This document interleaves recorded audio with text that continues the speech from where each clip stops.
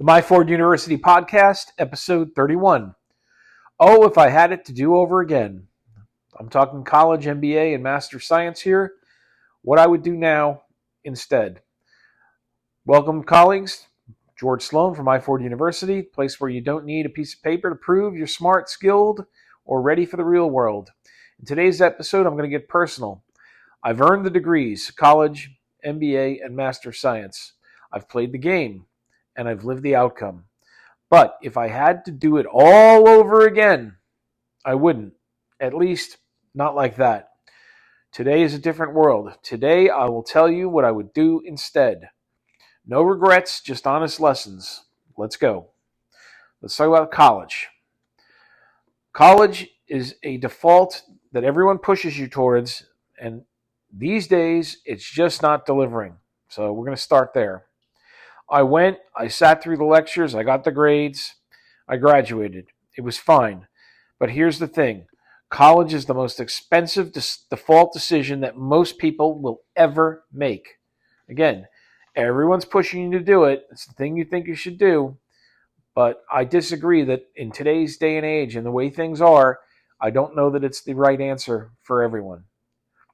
So today we've got AI, we've got automation, we've got digital portfolios, we have direct-to-consumer brands, and a degree isn't the gatekeeper it once was.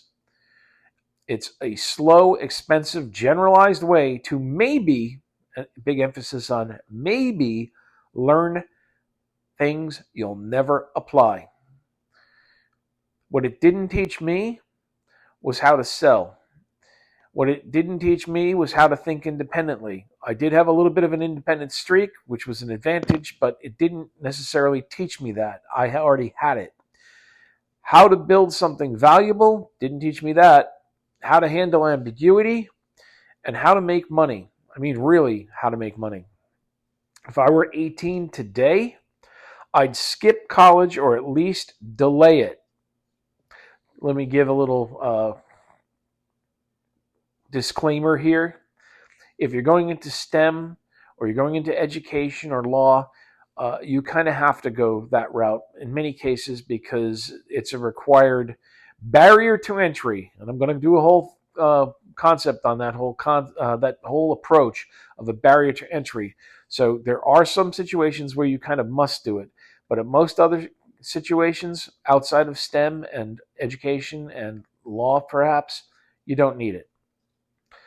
What I would do if I were 18 today is I'd skip it or delay it, and what I would do instead would look something like this. I'd get a real job so that I could test the waters and see what I liked and didn't like. I would start freelancing, also doing little side gigs to see what I liked and what I didn't like. I would build digital projects, and I would do digital products. Again, all learning tools. Nothing replaces learning like the real world. I would take practical, affordable courses that are quick hits where I could get up to speed and turn around and apply it very quickly, which is what we promote around here. I would study mental models, business models, sales, and strategy. I would document the whole journey publicly so that I have a roadmap that I could share with others. And 4 years later, if I were starting today, instead of having gone to college and wasted 4 years in theory and fantasy land and getting into massive debt, I would have gotten a few things that the college student didn't get. I would have had income, I would have gained experience, I'd have a skill stack, I'd have a portfolio, and I would have leverage. And I would also add, I would have the makings of a network of people because I was out in the real world interacting with colleagues, interacting with customers or clients, interacting with suppliers. I would actually have a simple network that's practical. All things that when a college graduate gets out, they're starting from nothing. I wouldn't have the debt, I wouldn't have wasted my time, and I wouldn't be waiting. I didn't need to ask for permission. I just went out and started grinding. Okay, let's talk about the MBA. MBAs are, today, I think, a brand that really falls short. So I pursued it because I thought it was the next level, that it would unlock opportunity, power, and prestige. And it did, sort of. It gave me a professional polish. It taught me some frameworks. Frameworks, by the way, that I didn't need weeks of learning. You could learn them in a matter of minutes in most cases. It got me into rooms with some sharp people, sure. But here's what it didn't teach me. It didn't teach me to really create value from nothing. I mean, again, plenty of theory, but we didn't actually create a product, a real product, and see if we could sell it. So creating value from nothing, you didn't really get that there. Building a business from the ground up, nope. Leading in chaos, nope. Closing deals, negotiation and such, nope. And it didn't teach you how to navigate real-world risk. There's no substitute for going out into the wild and learning and trial and error and pivoting, adjusting, iterating, and fixing. It focused on teaching business theory, not business execution. And what do we say all the time? No one cares where you went. They only care what you can do. And the only way you learn how to do something is to do it, right? So if I had it to do again, I'd build a DIY MBA, if you want to coin a phrase for it. I would look into copywriting courses, sales training, strategic thinking books, real-world consulting and coaching projects, perhaps a mastermind group or finding a mentor.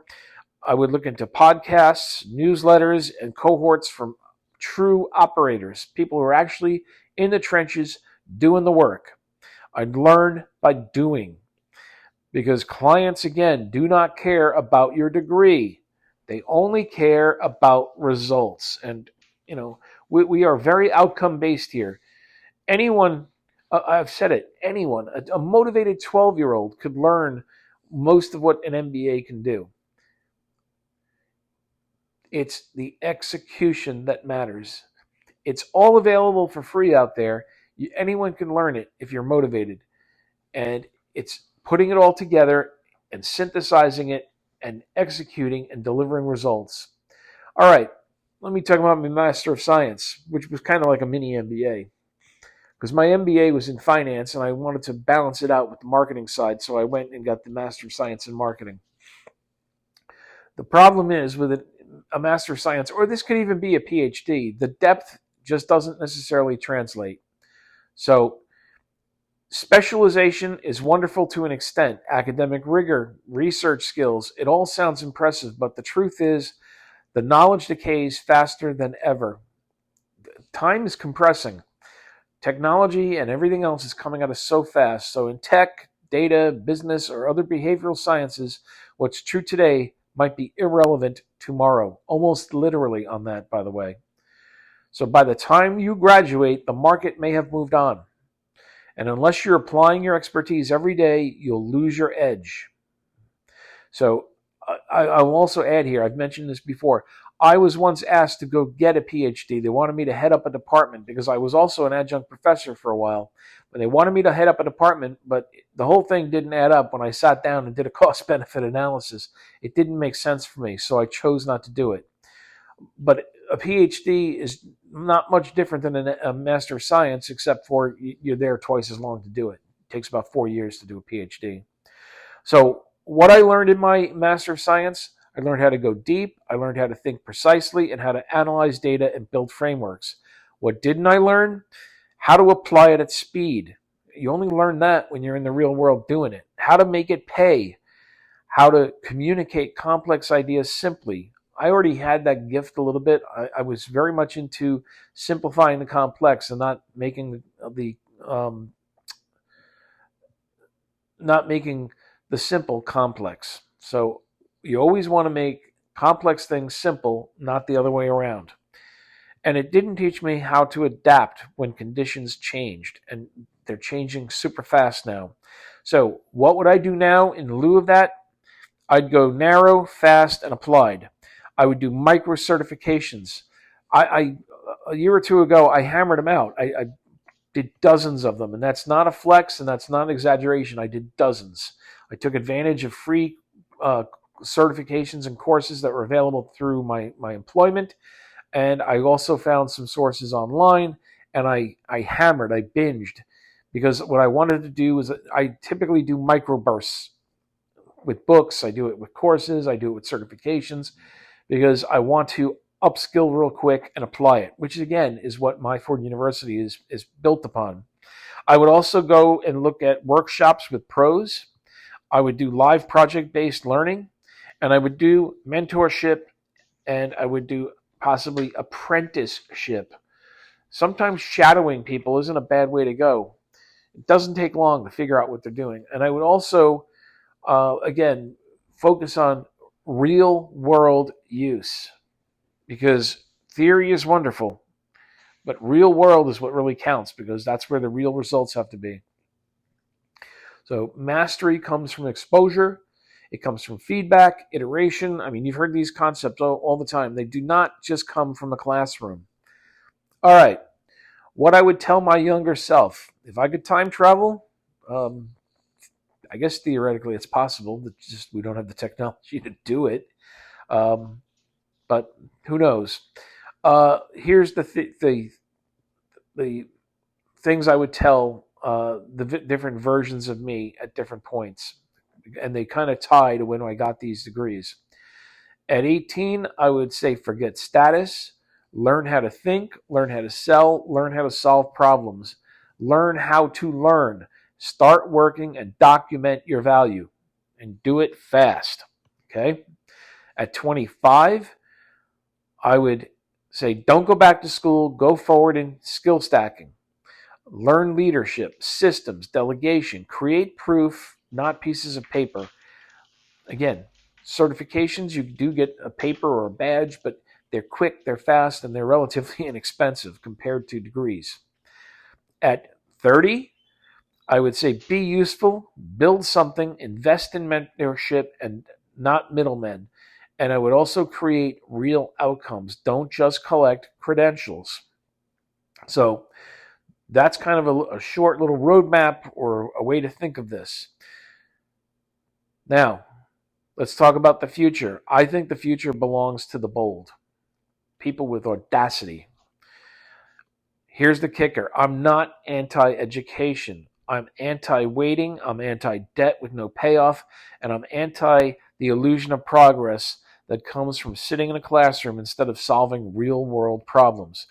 I am very much into education and lifelong learning and self-improvement, but I believe get it as fast as you can and apply it as fast as you can, because then it all starts to click and certain things will come together if you're using it.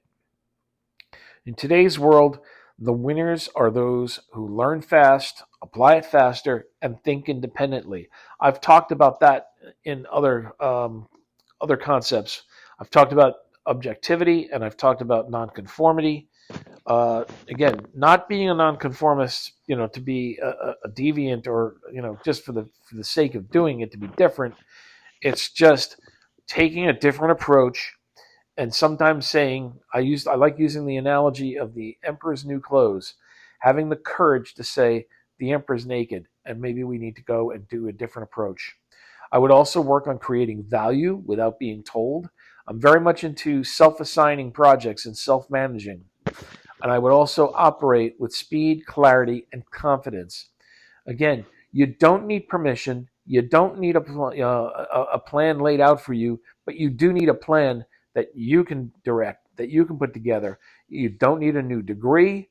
You just need some momentum. I can't tell you how many times, and I've talked about the idea of creating work samples, demonstrate your knowledge worker abilities. Show and tell, not just tell. All right. Let's go and kind of sum this up. Going forward and not going backward is the best way to go. To me, traditional higher education is stuck in the past, and there are new approaches and there's new alternatives, and some things just don't fit with the old way of doing it. So if you're thinking about going back to school for a college degree, an MBA or a Master of Science or a PhD, stop. Ask yourself, is this a door I need to open? Or can I build my own door faster, better, cheaper, stronger? Think about that for a second. You don't need to ask for permission. You can develop it and build it your own way, and you don't have to wait years and pay hundreds of thousands of dollars for something that you could do on your own. If you're motivated enough to go and do the degree, go ahead and do it yourself. I wouldn't chase credentials. I'd chase competence. I'd build leverage. I'd create outcomes, and I'd lead with results. Because in this era, these days, proof is greater than a piece of paper. Skills are greater than status. Speed is better than process. And confidence is greater than credentials. And that last one is kind of strong. If you have the ability to build your confidence by getting little wins and skill stacking and upgrading and upskilling, you'll be amazed at what you can do and your confidence will soar. So this is the new approach I believe that you need to take for education. And this is MYFORD University. I want to welcome you to the future of learning. That just because it was done one way doesn't mean that we have to continue that. And here at MYFORD University, we believe in learning it fast and applying it faster. We will see you the next time, and I want to thank you.